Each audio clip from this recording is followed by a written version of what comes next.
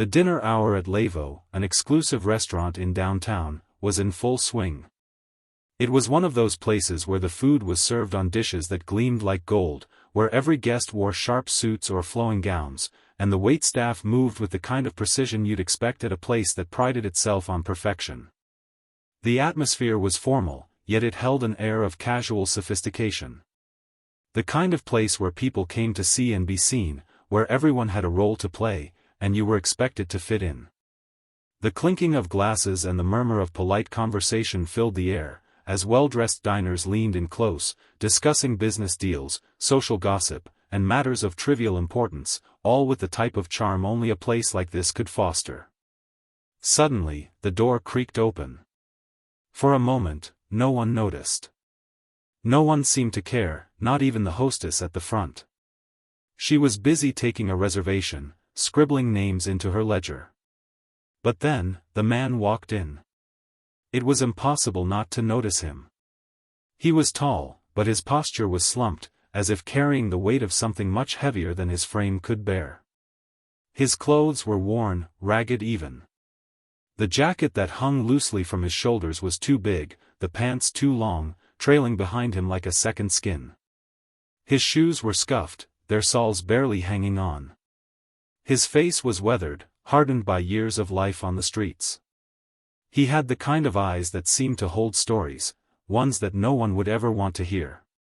He didn't belong here. Not in this world of polished smiles and sparkling glasses. The hostess looked up briefly, her eyes narrowing as she took in his appearance. The polite smile on her face faltered slightly before she quickly recovered. "I'm sorry, sir," she said, her tone more annoyed than apologetic.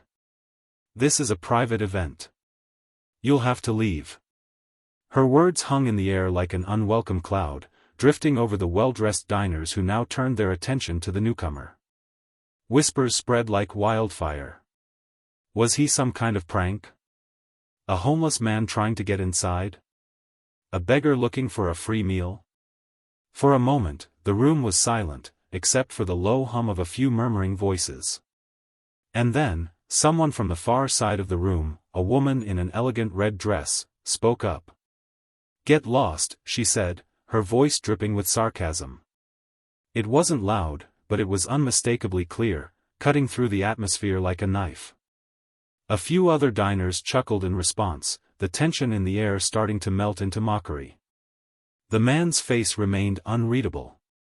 His eyes scanned the room, slowly taking in the faces of the people who were now staring at him, the people who had dismissed him before they even knew who he was. There was no anger in his gaze, just a cold indifference. It was as if he had expected this. As if he had been through much worse. And then, without a word, he turned and walked back toward the door. The silence lingered in the room as everyone watched him leave. The hostess turned back to her ledger, brushing the incident aside as though it had been nothing more than a blip in an otherwise perfect evening. But the diners were restless. They exchanged glances, raising eyebrows, unsure of what had just transpired. The laughter from earlier began to fade, but there was a palpable shift in the air, like something had just broken the glassy surface of a calm pond. Minutes passed. The hum of the restaurant returned to normal, with people once again focusing on their conversations, the murmur of voices filling the room, but something had changed. The night had lost a bit of its charm. And then, it happened again. The door opened. The same man stepped back inside. This time, there were no chuckles. No dismissive comments. The air in the room froze. He walked with purpose, his gaze fixed ahead, his posture straighter now, as though something had clicked inside him. He looked different, more confident, more sure of himself. His clothes, although still worn, no longer seemed out of place. There was something about the way he moved now that made people take notice. And in his hand, he held a briefcase. The moment he stepped past the threshold, the entire restaurant seemed to hold its breath. No one spoke. No one dared.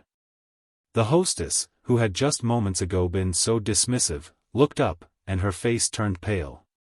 Her fingers trembled slightly as she straightened her posture, trying to regain her composure.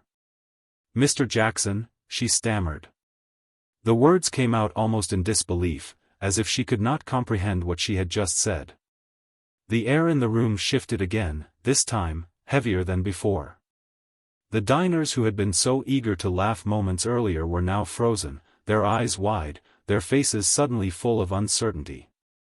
The man, no longer just some nobody, some homeless intruder, was someone. He was someone important. The name Jackson had a weight to it, a significance that resonated through the room. He was not some stranger. He wasn't a random man who had wandered into the wrong place. No, he was a figure who had been recognized by the hostess, someone whose identity made a ripple in the still waters of the evening. The briefcase in his hands suddenly seemed so much heavier. Its presence felt like an omen.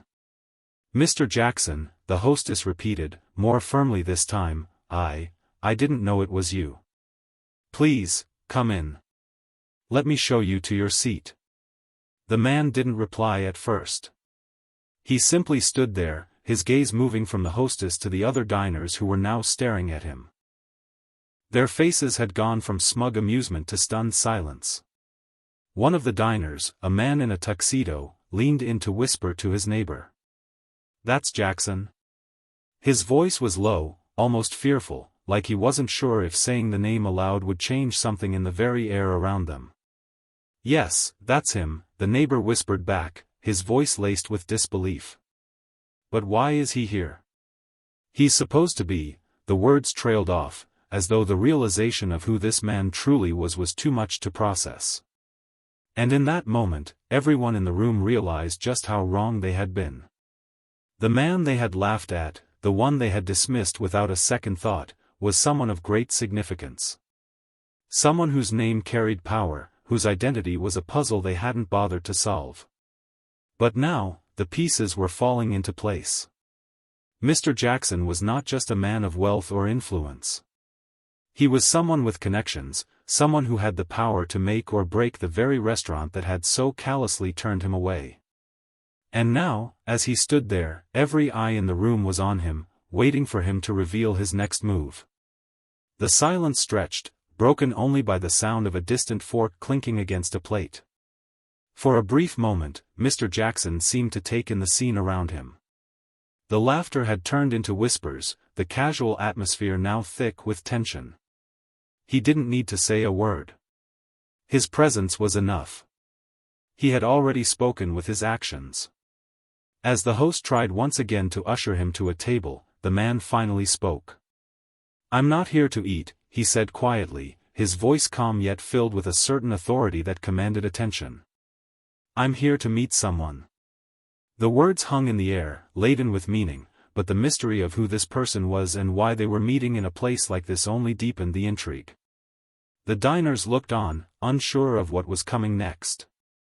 Some of them shifted uncomfortably in their seats. Others glanced at each other nervously. But one thing was clear, whatever had just happened, whatever revelation had just taken place, wasn't over. It was only the beginning. The silence in the restaurant grew heavier, like a weight pressing down on everyone present. Every eye in the room was now trained on Mr. Jackson, a man who had, moments ago, been dismissed as an outcast, a mere beggar in rags, and who, just moments later, had transformed into a figure of immense intrigue and power. The name Jackson rang through the room, whispered from table to table, carrying with it the weight of something far greater than anyone had initially realized. Mr. Jackson stood still, unwavering, as the hostess, who had previously been so dismissive, now fumbled with her words, trying to regain composure. "Sir, I didn't know you were expected," she stammered, her voice shaking.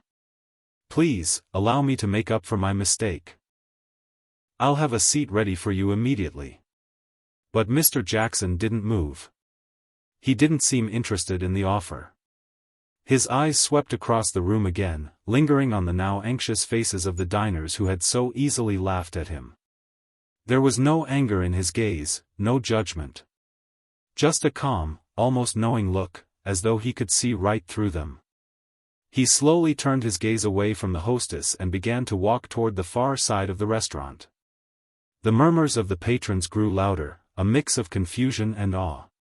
Everyone was trying to piece together who this man was, why he had walked in and out of the restaurant with such unshakable confidence, and why his very presence had seemed to paralyze the entire room. It wasn't just his attire that had confused them. It was the aura around him, something intangible, but undeniably powerful. As he approached an empty table near the back of the restaurant, he glanced briefly over his shoulder at the hostess, who was still standing, frozen in her place. Her face had drained of all color. "I'm not here to eat," Mr. Jackson repeated, his voice steady, but sharp, cutting through the confusion that had taken over the room. "I'm here to meet someone. You'll have to excuse me." The hostess opened her mouth, but no words came out. She stood motionless, trying to grasp the situation, trying to understand what was happening. The man who had been laughed at, ridiculed, and thrown out, was now seated in a prime location, his eyes fixated on the entrance of the restaurant, as if he were waiting for someone to appear. The once vibrant hum of the restaurant had come to a halt. No one ate. No one spoke. Everyone was watching Mr. Jackson, waiting for him to make his next move, to reveal just who he was and why he had come. Minutes passed in tense silence. Then, the door opened once more. At first, it was just the usual flurry of activity, a few diners glancing toward the door. The atmosphere was still thick with uncertainty. But then, as if on cue, everyone turned to look. A man entered the restaurant, tall and imposing, his dark suit sharply pressed. His gait was deliberate, purposeful. There was something about his presence that drew the eye, something familiar, yet unsettling. He looked around the room, his eyes scanning the patrons with a practiced ease. When his gaze landed on Mr. Jackson, a slight smirk curled at the corners of his lips. The air seemed to shift once again. The diners couldn't help themselves, they watched as the man walked toward Mr. Jackson's table with a steady, unwavering step. His presence radiated confidence, yet there was a tension in the way he moved. Something about the encounter felt charged, as though the two men were about to engage in something that would change everything. As he reached the table, Mr. Jackson stood, extending a hand in greeting. His expression was unreadable, calm as ever. "Jackson," the man said, his voice deep and firm, yet there was a strange warmth in it, as if he already knew the outcome of this meeting. "Thorne," Mr. Jackson replied, his grip firm but not aggressive. The two men exchanged an almost imperceptible nod, a silent acknowledgement passing between them. The world outside the restaurant seemed to fade away as the two men locked eyes. The atmosphere had shifted again, and the entire room had become a mere backdrop to their silent exchange. The man, Thorne, pulled out a chair and sat down across from Mr. Jackson. The air was electric, filled with a tension so thick that the diners around them could hardly breathe. This was no ordinary meeting. This was something that had been set in motion long before they had arrived. "Are you sure this is wise?" Thorne asked quietly, his gaze never leaving Mr. Jackson's. "I'm sure," Mr. Jackson responded, his voice calm, almost detached. "It's the only way." Thorne nodded slowly, as if considering the words. He leaned back in his chair, his fingers tapping the edge of the table. "Then we're really doing this," Thorne said, almost to himself. "You know what it means, don't you? Once we open this door, there's no turning back." Mr. Jackson didn't answer immediately. Instead, he looked around the room, his gaze sweeping across the patrons who were still watching him, unable to look away. He could feel the weight of their stares, the questions in their eyes. And then, he looked back at Thorne. "I've been ready for a long time," he said quietly. "But this isn't just about me. It's about what happens next. This is bigger than either of us." Thorne's eyes narrowed, his fingers still tapping nervously against the table. He glanced at the door again, as though expecting someone else to appear. "You've put us in a very precarious position," Thorne said. "If this gets out, "It will get out," Mr. Jackson interrupted, his voice firm. "And that's the point." Thorne's jaw clenched. He leaned forward, lowering his voice to a near whisper. "If the truth comes out, it'll change everything. The people who are already watching, well, they'll come for us. You know that, don't you?" Mr. Jackson met his gaze steadily. "Let them come." A shiver ran through the restaurant, as if the very air around them had shifted. The diners, who had been watching with growing curiosity, now felt an unease creeping up their spines. Whatever was happening at this table was no longer just about two men having a private conversation, it was something much larger. Something dangerous. "Let's get this over with," Mr. Jackson said, finally breaking the silence that had settled around them. "We don't have much time."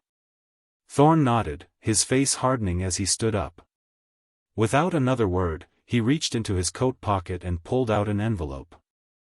The weight of it seemed to carry a significance that wasn't immediately apparent to anyone watching. He slid the envelope across the table toward Mr. Jackson, who looked at it with a mixture of anticipation and resolve. "Take it," Thorne said. "It's time." Mr. Jackson nodded, reaching for the envelope. The moment his fingers brushed against it, there was a collective intake of breath from the onlookers, though no one dared to speak. For a moment, everything seemed to freeze. Mr. Jackson paused, holding the envelope in his hands, as if he were weighing the decision. It was clear that this was the turning point, the moment that would set everything in motion. He tore open the envelope slowly, deliberately, as if savoring the moment. Inside, there was a single sheet of paper, covered with fine handwriting that seemed to blur before the eyes of the curious diners. Mr. Jackson unfolded the paper, and his eyes scanned the words. There was no reaction. No visible change in his demeanor. But those who were watching him closely could see it, the faintest shift in his expression. A flicker of something, recognition? Fear? Hope? Whatever it was brief. And it was gone just as quickly as it appeared. Without looking up, he slid the paper back into the envelope and stood. "It's time," he said again, his voice a low murmur, but filled with undeniable certainty. "The game has begun." The restaurant was eerily quiet now, almost as if the entire world had held its breath. The diners were no longer simply spectators, they had become part of the unfolding drama. The once vibrant hum of conversation had died down, replaced by a palpable tension in the air. The events of the last few minutes had shaken everyone present to their core, and now, all eyes were on Mr. Jackson and Thorne. As Mr. Jackson slid the envelope back into his coat pocket, he glanced around the room once more, but his gaze was different this time. It was cold, calculating. He could feel the weight of the eyes on him, the curiosity, the suspicion, but it didn't matter. He had come for a reason. And the time had come to take the next step. Thorne, on the other hand, looked almost restless, his fingers tapping on the edge of his glass. His usual composure had been replaced by a palpable unease. He could sense that things were quickly spiraling beyond their control, and the walls were closing in. "So," Mr. Jackson said, breaking the silence, his voice steady but laced with an undertone of something dangerous. "The moment is here." Thorne didn't respond immediately. He simply stared at the table, his mind clearly elsewhere. He was calculating, thinking about the risks, about what they had set into motion. This was it, the point of no return. "Are you sure about this?" Thorne finally asked, his voice tight with tension. Mr. Jackson nodded. "There's no going back now. We've come too far." The words hung in the air like a warning. Everyone in the restaurant was watching them closely now, as if they could sense the tension, the imminent storm. There was something about the way Mr. Jackson spoke, his calm, unshakable resolve, that made them feel like they were witnessing something far greater than just a private conversation. This was a moment of reckoning, and no one knew exactly what was coming next. Thorne stood up abruptly, pushing his chair back with a sharp scrape. He was pacing now, his hands running through his hair as he tried to process the weight of the situation.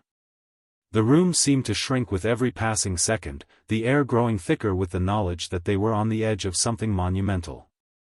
"I don't know if I'm ready for this," Thorne muttered, more to himself than to Mr. Jackson. Mr. Jackson remained seated, his eyes never leaving Thorne. "You don't have a choice," he said flatly. Thorne stopped pacing, his eyes narrowing as he turned to face Mr. Jackson. "You're right. We don't. But I've been asking myself that question for weeks now. If this blows up the way I think it will, we're not just changing the game.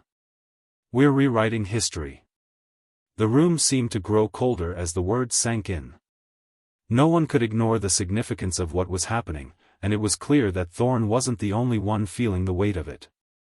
The other diners were beginning to murmur again, their voices hushed, filled with a mix of disbelief and awe. They could sense that something big was unfolding, something far beyond their understanding. Mr. Jackson didn't flinch. He never did. He had come here with a purpose, and he wasn't about to back down now. "We are rewriting history," he said quietly, his voice unwavering. "And no matter what happens next, there's no turning back." Thorne's face hardened, and for a brief moment, it seemed like he was going to argue. But then, he simply nodded. There was no more room for doubt. They had made their choice, and now they had to see it through. Without another word, Thorne walked toward the door of the restaurant, his pace deliberate. He glanced back at Mr. Jackson once more, his face unreadable. "Let's get this over with," Thorne said, his voice low, filled with finality. Mr. Jackson stood and followed him. As they moved toward the exit, the restaurant's atmosphere shifted once again. The diners who had been watching in rapt attention now exchanged nervous glances, their curiosity piqued but also overshadowed by a deep sense of unease. What had just transpired? And more importantly, what would happen next? As Mr. Jackson and Thorne exited the restaurant, the cool night air hit them like a wave, a sharp contrast to the stifling heat inside. The city outside seemed almost oblivious to the tension that had just unfolded within the walls of Lavo. Cars drove by, people walked past, and the world continued as usual. But for Mr. Jackson and Thorne, everything had changed. The street was quiet, with only the sound of their footsteps echoing in the empty night air. Thorne led the way, his stride long and purposeful. He didn't look back at Mr. Jackson, but he knew the gravity of what was happening. They were no longer just two men meeting in secret. They were about to set in motion a chain of events that would shake the very foundations of everything they had known. They walked in silence for several blocks, the tension between them palpable. Finally, Thorne spoke. "Do you think they'll believe it?" he asked, his voice tight with anxiety. "They'll have to," Mr. Jackson replied. "We've put everything in place. All we need now is the right push. And then, it's up to them." Thorne's brow furrowed. "You're talking about the press, aren't you?" Mr. Jackson didn't respond immediately. His mind was focused on the task ahead, on the plan that had been set in motion so many months ago. The press was just one piece of the puzzle. But it was the final piece, the one that would expose everything to the world. The truth that had been hidden for so long, the secrets that had been buried beneath layers of lies and deception, were about to come to light. "It's bigger than that," Mr. Jackson said finally. "This isn't just about the press. This is about the people. The ones who have been kept in the dark for far too long. The ones who deserve to know the truth." Thorne didn't respond. He just nodded, his mind racing with the possibilities. The truth, the real truth, was something he had feared for a long time. But now, it was inevitable. And there was no stopping it. As they neared their destination, Mr. Jackson's phone buzzed in his pocket. He pulled it out and glanced at the screen. The message was short and to the point. "It's time." He looked up at Thorne, who was already waiting for him at the door of the building. Mr. Jackson nodded, slipping his phone back into his pocket. This was it. The moment they had been waiting for. The building was nondescript, just another tall structure in the city, but Mr. Jackson knew what lay inside. What they were about to uncover was not just a mystery. It was the truth. And the truth had the power to change everything. They walked inside, the door closing behind them with a soft click. The building was dimly lit, and the air felt thick, as if it had been holding its breath for years. They moved quickly through the hallway, their footsteps echoing in the empty space. At the end of the hallway, there was a door. Mr. Jackson paused for a moment, his hand resting on the handle. He could feel the weight of what was about to happen pressing down on him. This was the moment that would change everything. The moment when all the secrets, all the lies, would be exposed. He turned the handle and pushed the door open. Inside, there was a room, a small, sterile space with a single desk in the center. On the desk sat a laptop, its screen flickering with life. There was no one else in the room. Just the two of them. Mr. Jackson stepped inside and closed the door behind him. "This is it," he said quietly. "Let's begin." Thorne stepped forward and sat at the desk, opening the laptop with a practiced hand. The screen blinked to life, revealing a simple login screen. Thorne typed in a password, and the screen flickered again, revealing a series of files, documents, emails, recordings. But one file stood out from the rest. It was labeled with a single word, Revelation. Thorne hesitated for a moment before clicking it. The file opened, revealing a document that would change everything. And as the words began to load on the screen, Mr. Jackson couldn't help but feel the weight of what they had just done. There was no going back now. The room was silent except for the soft clicking of the laptop keys as Thorne navigated the file. The weight of the moment was pressing down on both men, but neither dared to speak, knowing that the truth they were about to uncover would irrevocably change the world. The file titled Revelation loomed large on the screen, its contents hidden from their eyes but already casting a shadow over the future. Mr. Jackson stood by the door, his posture still, his face unreadable. He didn't move, didn't speak, but his eyes were fixed on the screen, watching as Thorne's fingers hovered over the keyboard. This was the culmination of everything, the months of planning, the secrecy, the careful maneuvering. It had all led to this point. Thorne opened the file, and the screen flickered momentarily before a series of documents began to load. The first document that appeared was a report, its title blunt and alarming, Project Genesis, the truth behind the origins. Thorne clicked on it, his eyes scanning the contents rapidly, absorbing each word as if his life depended on it. Mr. Jackson watched him closely, his expression hard, though a flicker of something, anticipation, perhaps, flashed in his eyes. "Tell me what it says," Mr. Jackson said, his voice calm but filled with an undercurrent of urgency. Thorne's eyes flicked to the side, meeting Mr. Jackson's gaze for a fraction of a second before returning to the screen. He inhaled deeply, as though gathering his thoughts. "It's about a secret government project, Project Genesis. It started decades ago. They were trying to manipulate human genetics, create something new. Something more powerful," Thorne said, his voice low. "It talks about experiments, modifications, human trials." Mr. Jackson didn't respond at first, his jaw tightening. This wasn't new information to him. He had suspected for years that the government had been hiding something on this scale. But seeing it in black and white, hearing the words spoken aloud, made it all feel more real. More dangerous. Thorne continued, his voice growing quieter as he read further. "There are references to subjects, people who were subjected to these experiments. Some of them were enhanced beyond recognition. Others didn't make it." Mr. Jackson clenched his fists at his sides.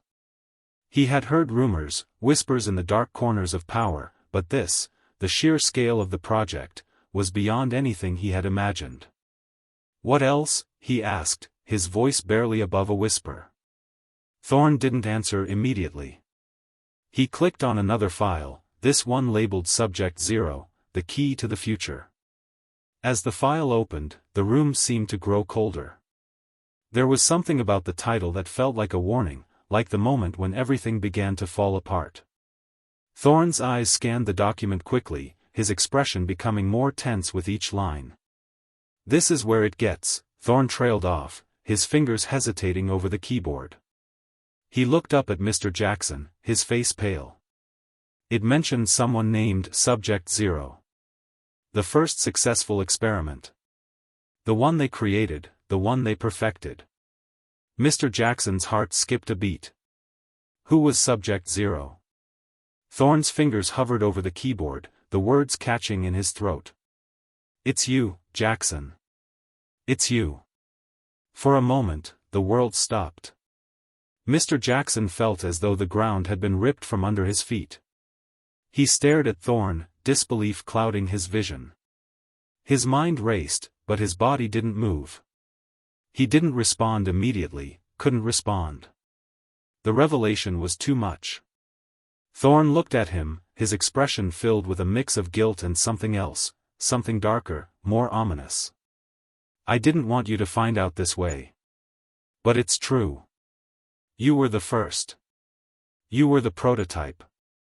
Mr. Jackson took a step back, his mind reeling. Prototype? The words echoed in his head, each one reverberating with an unbearable weight. The document on the screen seemed to mock him now, its words growing more and more familiar, though he couldn't quite grasp their meaning. His mind spun, but nothing made sense. He had always known something about his past had been hidden from him. He had always known there was something off about his life, something he couldn't quite put his finger on. But this was beyond comprehension. "Why?" Mr. Jackson finally managed to say, his voice hoarse. "Why didn't you tell me?" Thorn's eyes dropped to the floor. "Because I didn't know. No one knew the extent of it. You were supposed to be a weapon. An asset. But they erased everything about you. They wiped your memory. They erased my memory?" Mr. Jackson interrupted, his voice rising with anger. "What do you mean? Who the hell are they?" Thorn's eyes flashed with something close to fear. "The government. The same people who started Project Genesis. They've been monitoring you, tracking you, all this time. You were never meant to live a normal life. You were never meant to remember." Mr. Jackson staggered back a few paces, his mind struggling to comprehend the depth of the betrayal. This wasn't just a conspiracy. This wasn't just a few rogue scientists acting on their own. This was a carefully orchestrated plan, a plan that involved his very existence, his very life. "Why didn't you stop them?" Mr. Jackson's voice was quiet now, tinged with hurt. "You knew all along. Why didn't you stop them?" Thorn closed his eyes for a moment, his hands trembling. "I didn't know until it was too late. By the time I found out, you were already too deep in the system. I couldn't get you out without putting both our lives at risk." A long silence followed, stretching between them like a chasm that couldn't be crossed. The truth had shattered the fragile sense of security Mr. Jackson had built over the years. He had lived a life in the shadows, never understanding why things never quite fit, why he always felt like he was running from something. Now, the pieces were falling into place, but the answers only left him with more questions. "Why are you telling me this now?" Mr. Jackson asked, his voice a mix of anger and confusion. "Why now, after all this time?" Thorn swallowed hard, his eyes flickering nervously to the screen. "Because they're coming for you, Jackson. They're coming for both of us. And they won't stop until they've destroyed everything." Mr. Jackson's heart pounded in his chest as the weight of Thorn's words sank in. This wasn't just about a hidden past or a few dangerous secrets. This was a war. A war between them and the people who had created him, shaped him, and erased him. The people who had used him as a tool for their own gain. "I've spent years running from my past," Mr. Jackson said, his voice low and steady now, filled with a cold resolve. But I won't run any more. If they want me, they'll have to come for me. Thorn nodded grimly. That's the spirit. But it won't be easy. They have resources, power, influence. And they've been waiting for the right moment to strike. We'll be ready, Mr. Jackson said, his voice firm. This time, we fight back. The weight of what was happening bore down on them both, but there was no turning back. The truth had been laid bare, and now, it was up to them to decide how they would confront it. Thorn turned back to the laptop and clicked on another file, this one labeled Final Countdown, Operation Eclipse. As the file opened, Mr. Jackson could see the final stages of the project, plans, strategies, names. The people responsible for his creation, the people who had controlled his life, were all listed there. And at the very top of the list was one name, Director Langston. Mr. Jackson's jaw tightened. The name meant nothing to him, but it felt significant, like the final key to unraveling the entire mystery. The person at the top. The mastermind behind Project Genesis. Langston, Mr. Jackson muttered. We find him. We take him down. Thorn met his gaze, his eyes burning with the same fire. We will. The room fell into an uneasy silence as both men absorbed the gravity of the situation. The final battle was coming. They had the truth, and now it was time to bring it all to light. The world had to know what had been done to them, to the countless others who had been subjected to Project Genesis. But first, they would have to confront the one person who had orchestrated it all. Director Langston. And no matter what it took, they would bring him to justice. The room had grown colder, the air thicker with the realization of what lay ahead. The weight of their mission was now heavier than ever before. Mr. Jackson and Thorn were no longer just two men caught in a tangled web of lies and secrecy. They were now the last two pieces on the chessboard, facing down the powerful forces that had controlled them for far too long. Forces that had shaped them, twisted them, and erased everything they had once been. Mr. Jackson stood in front of the laptop, his eyes fixed on the name that now haunted him, Director Langston. The man at the top of Project Genesis, the one who had orchestrated it all. The man responsible for his creation. He had been hidden in the shadows for years, but now, there was nowhere left for him to hide. We find Langston, Mr. Jackson said, his voice low, but unwavering. And we make him pay for what he did. Thorn looked up from the screen, his face grim. Langston's not going to be easy to find. He's kept himself well hidden, but we have a way in. What do you mean? Mr. Jackson asked, his brow furrowing as he turned to face Thorn. We have access to his network, Thorn said, his voice steady but laced with determination. We have the tools. The people who can help us track him down. We're not alone in this.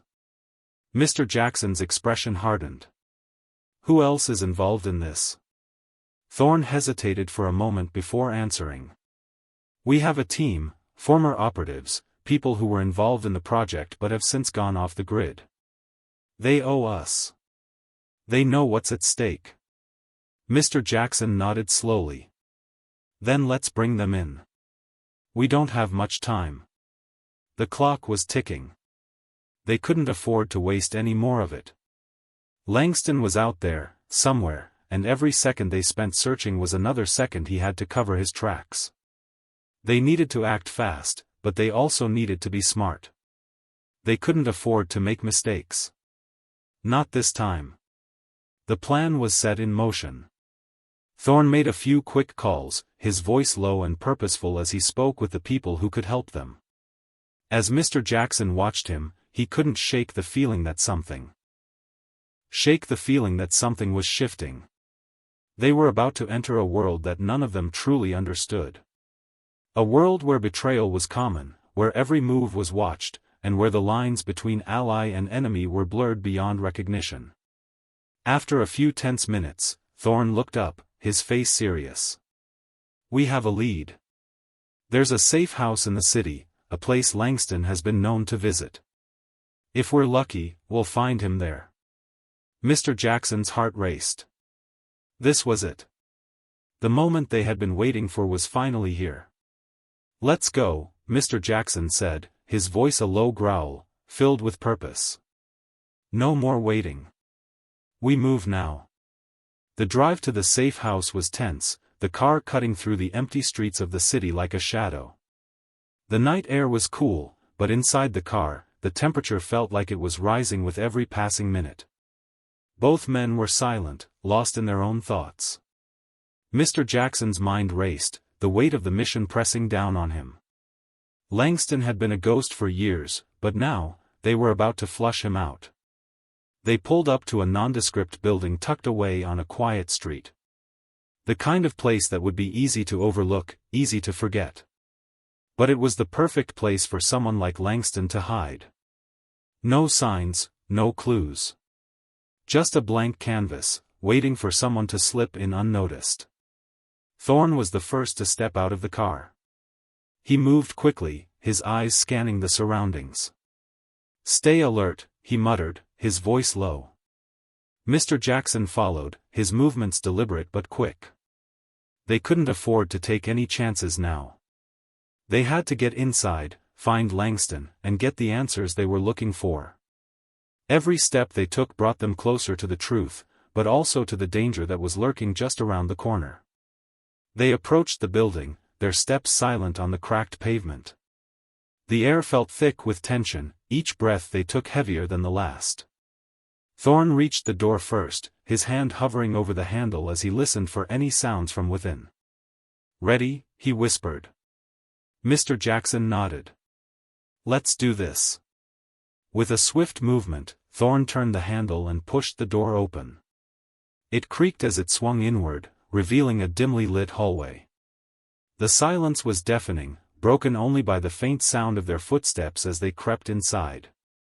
The place smelled old, musty, like it had been abandoned for years. But that was all part of the plan. Langston wouldn't draw attention to himself. He would stay hidden in plain sight, keeping his operation low-key, waiting for the perfect moment to strike. They moved through the building cautiously, each step measured, each turn calculated. The hallway stretched before them, lined with doors that led to empty rooms. The only sound was the faint echo of their footsteps on the worn wooden floors. Mr. Jackson's senses were on high alert, his body coiled like a spring. He had been trained for situations like this, but even his instincts couldn't shake the feeling that they were walking into a trap. They reached the end of the hallway and paused in front of a door. Thorne glanced at Mr. Jackson, his expression unreadable. "This is it," Thorne said quietly. "Stay sharp." Mr. Jackson nodded, his jaw tightening as he reached for the door. With a swift motion, he turned the handle and pushed it open. Inside, the room was sparse, nothing more than a desk, a few chairs, and a stack of papers on the desk. But it wasn't the room itself that caught their attention. It was the figure sitting behind the desk, his back to them, his posture stiff and unyielding. Langston. The man they had been hunting for years was sitting there, waiting for them. He didn't turn around immediately. For a long moment, he remained still, as if he were savoring the silence, enjoying the tension that hung in the air. And then, finally, he spoke. "I've been expecting you," Langston said, his voice calm, almost amused. Mr. Jackson's heart raced. "You knew we were coming?" Langston finally turned around, his eyes meeting Mr. Jackson's with an eerie calm. There was no surprise in his gaze, no fear. Just a quiet understanding, as though this moment had been inevitable from the start. "I knew," Langston said simply. "You were always going to come for me, Jackson. You were always going to want answers." Mr. Jackson stepped forward, his fists clenched at his sides. "Why? Why did you do it? Why create me? Why put me through all of this?" Langston's expression didn't change. "You were never meant to live a normal life. You were a tool, a weapon. But something happened along the way. You became more than that. You became unpredictable. Unpredictable? Mr. Jackson spat. You used me. You manipulated me. You erased my memories and turned me into a weapon. Langston leaned back in his chair, his fingers steepled in front of him. Yes, but you were always meant for something greater. Something bigger.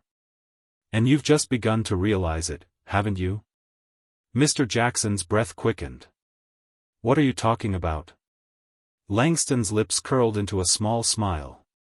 The truth, Jackson. The truth about your existence.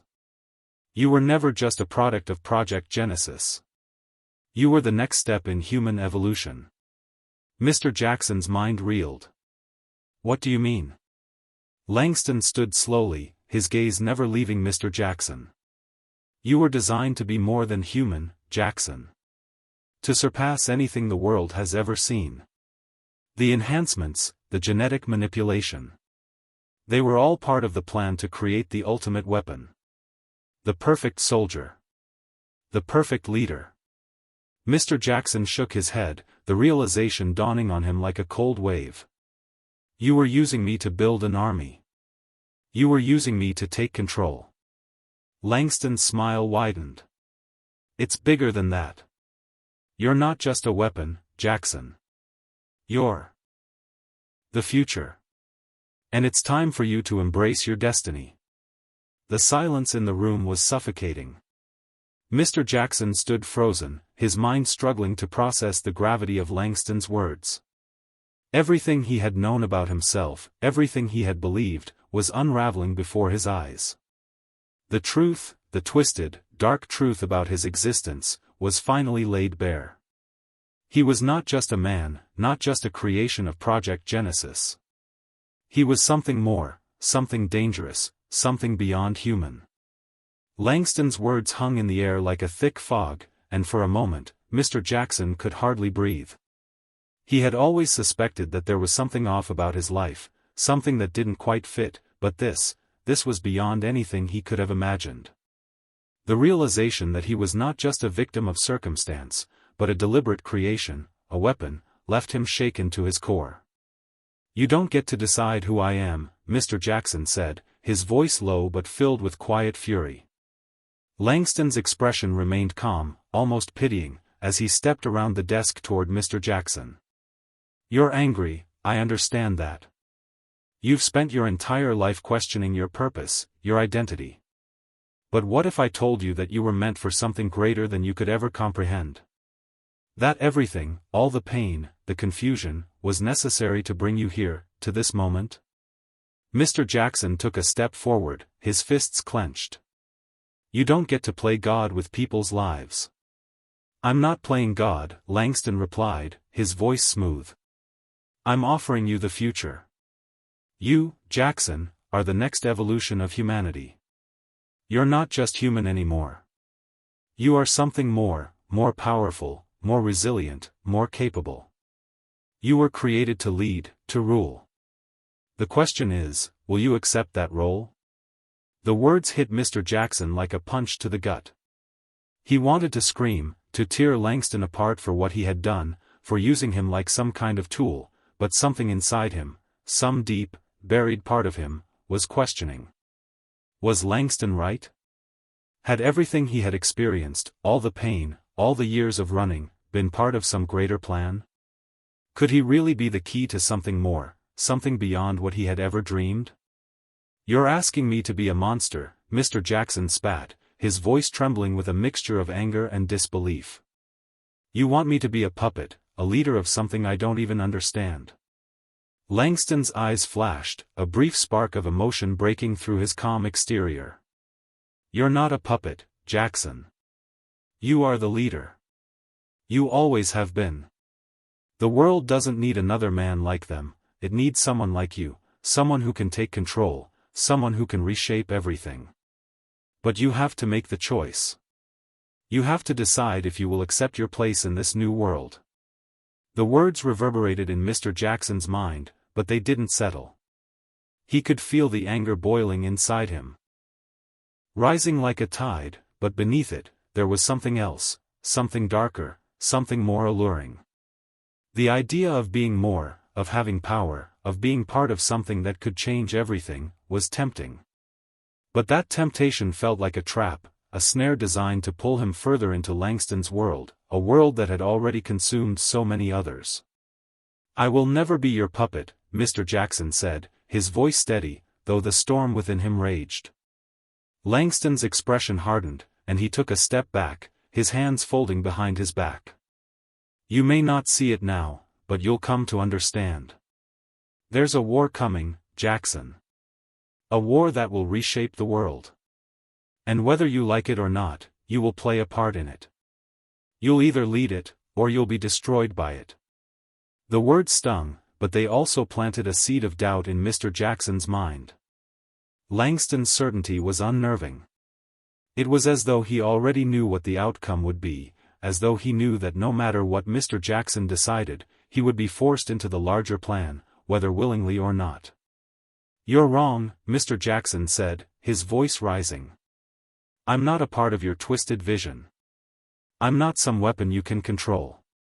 Langston smiled coldly, a smile that didn't reach his eyes.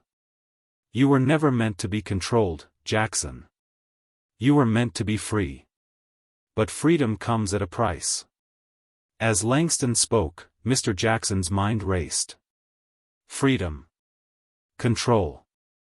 Power.